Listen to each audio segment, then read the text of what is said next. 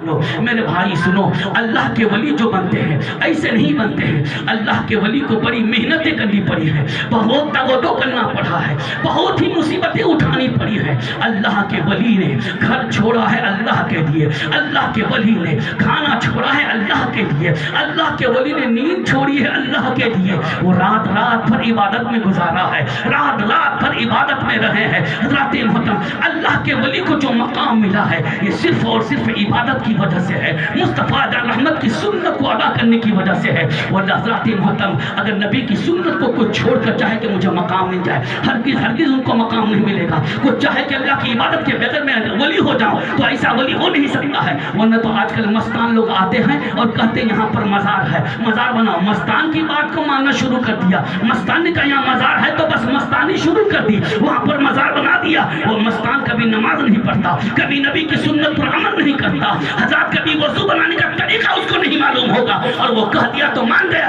اور علماء کرام چلا چلا کے حدیث و قرآن کی بات کرتے ہیں، لیکن لوگ کہتے ہیں ارے علماء کی باتوں میں تاثیر نہیں ہے. میں کہتا ہوں تیرا دل ہی تاثیر کے لائق ہی نہیں ہے، تیرا دل ہی اثر کے قابل نہیں ہے. اس لیے تم کہتے علماء کی باتوں میں تاثیر نہیں ہے. ارے علماء کی یہ گھر کی بات نہیں ہے بلکہ قرآن و حدیث کی بات ہے. اور محبت سے بولو سبحان اللہ. لیکن مستان کون سی بات کیا؟ نہ قرآن کی بات کیا، نہ حدیث کی بات کیا. اور مستان کی بات کو مان گیا، یہاں پر مزار ہے تو بنانا شروع کر دیا، بنانا شروع کر دیا. لایا علماء کو جلسہ کر دیا، اور لایا قوال کو بھیڑ لگا دیا، لایا قوالا کو ایک مجمع کا ڈھیر لگا دیا. میں کہنا چاہتا ہوں وہاں کامیابی نہیں ہے، قسم خدا کی کامیابی کا راز ہے تو ایسا مزار ہو، ایسا منظر ہو، جہاں پر بارو جیسی سرزمین ہو تو اس کو کامیابی کہتے ہیں. آؤ میرے محترم کرام، میں بتانا چاہتا ہوں اللہ تبارک و تعالیٰ آپ کو عبادت کی وجہ سے عظمت عطا فرمائے گا، کامیابی عطا فرمائے گا. امام اعظم امام التقویٰ والنقیٰ، جب ان کا چرچا ہونے لگا، جب ان کے شہرہ کا ڈنکا بجنے لگا، جب وہ فقیہ النفس کے نام سے فقیہ النفس کے نام سے پکارے جانے لگے، لوگ علامہ فہامہ کہنے لگے، جب ان کی تصانیفات لوگوں کے سامنے آنے لگی تو حاسدین حسد کرنے لگے، جلنے والے جلنے لگے. تو ایک عورت کو خریدا اور کہا تم امام اعظم پر الزام لگا دو تاکہ ان کی عزت تار ہو جائے، تاکہ ان کی عزت لوگوں کے سامنے ختم ہو جائے، وہ رسوا ہو جائے. عورت بک جاتی ہے. امام اعظم رضی اللہ تعالیٰ عنہ عشاء کی نماز پڑھ کر گھر کی طرف جا رہے ہیں، اور جس راستے سے جانا تھا اسی راستے میں اس عورت کا گھر پڑتا تھا. وہ گلی میں کھڑی تھی. امام اعظم رضی اللہ تعالیٰ عنہ جانے لگے ہیں، وہ عورت سامنے آ گئی اور سلام عرض کر کے کھڑی ہو گئی. حضور میرا لڑکا بیمار ہے، میرے گھر میں چلے دم کر دیجئے. امام اعظم رضی اللہ تعالیٰ عنہ یہ نہیں فرماتے رات زیادہ ہو گئی مجھ کو گھر جانا ہے، بلکہ رحم دل ہے چلے جاتے ہیں، لاؤ تیرے بچہ کو دم کر دیتا ہوں. حضرت امام اعظم رضی اللہ تعالیٰ عنہ گھر میں تشریف لے جاتے ہیں. فرماتے کہاں تیرا بچہ؟ لاؤ میں دم کر دیتا ہوں. وہ عورت کہتی حضرت ادھر آجیے. جب تک اس نے کیوار کو بند کر دیا، جو سازش کرنے والے تھے ادھر ادھر بیٹھے ہوئے تھے. حضرات محترم امام اعظم فرماتے ہیں اے عورت تیرا بچہ بیمار کہاں ہے؟ لاؤ میں دم کر دیتا ہوں. اتنے میں وہ عورت چلانے لگی بچاؤ بچاؤ میری عزت لوٹی جا رہی ہے. وہ سازش کرنے والے ادھر ادھر بیٹھے ہوئے تھے، سب کے سب آ جاتے ہیں. امام اعظم رضی اللہ تعالیٰ عنہ کو گرفتار کر لیتے ہیں. بادشاہ کو خبر ہوئی. بادشاہ نے کہا ابھی رات ہو گئی ہے، دونوں کو جیل میں ڈال دو. امام اعظم کو بھی ڈالو، اس عورت کو بھی ڈالو.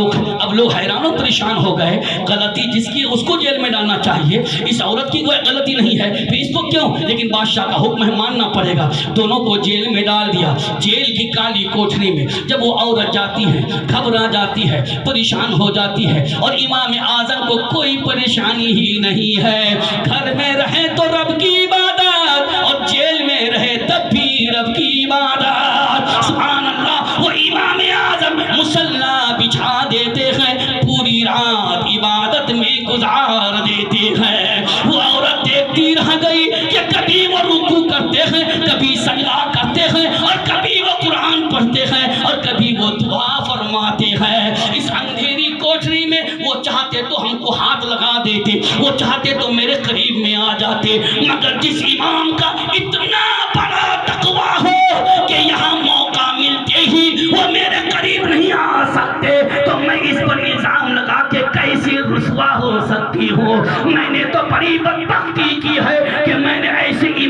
तुका वन्नुका पर इल्जाम लगाया है, कल मैदान महशर में मैं मुंह क्या दिखाऊंगी, और कल मैं जब बादशाह के दरबार में जाऊंगी, सच्चाई की जब कली खुल जाएगी तो फिर मेरा क्या हाल होगा, बड़ी रुसवाई होगी।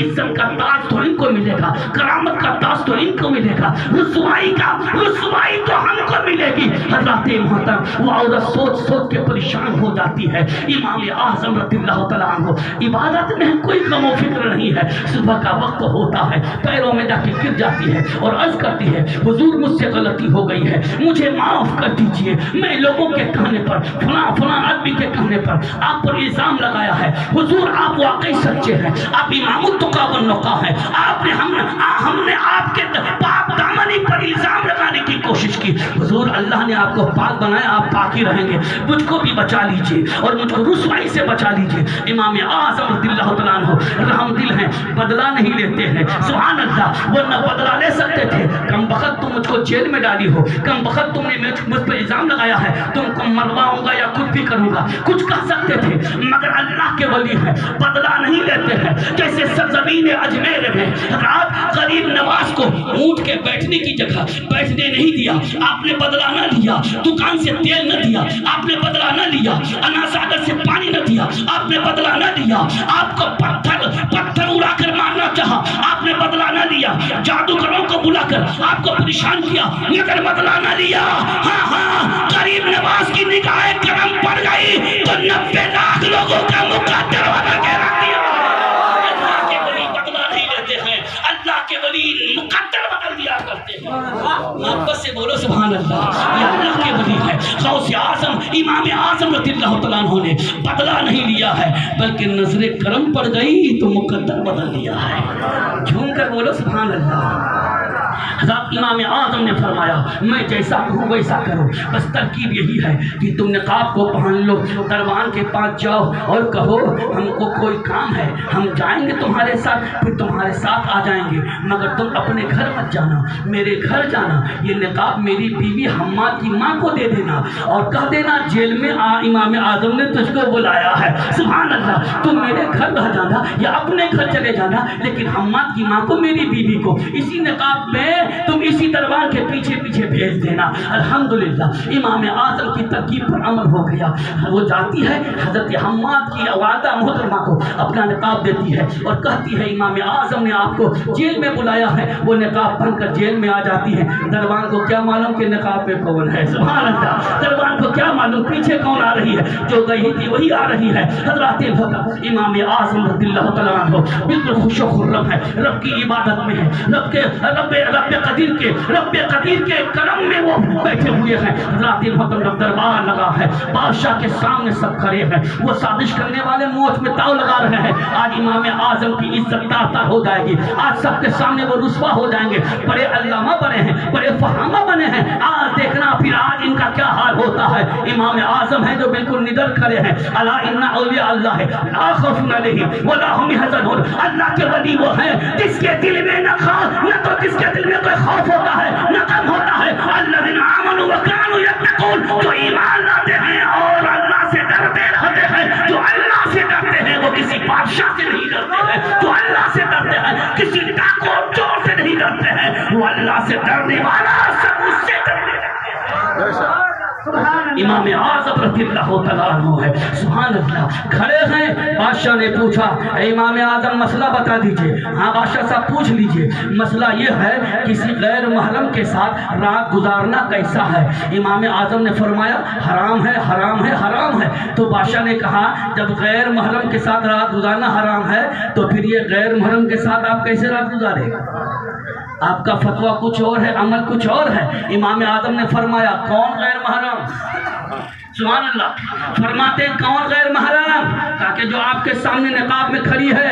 कहा कि वो गैर महरम है ही नहीं। सुभान अल्लाह, ये गैर महरम है ही नहीं। अरे गैर महरम के साथ रात को पकड़े गए, जेल में रखे गए और आप कहते गैर महरम नहीं है। कहा कि नहीं गैर महरम नहीं। कहा कि दिखाओ। तो इमाम आज़म का फतवा सुनो, तू भी है गैर महरम। सुभान अल्लाह।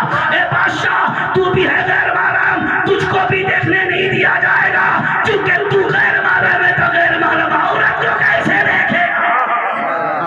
आपस से बोलो सुभान अल्लाह। بیٹیوں کو سجا کر بھیجتے ہیں غیر محرم کے سامنے میں. سبحان اللہ. اپنی بیٹیوں کو سجا کر بھیجتے ہیں غیر محرم کے سامنے میں. عرس میں سجا کے بھیج دیا, شادیوں میں سجا کے بھیج دیا.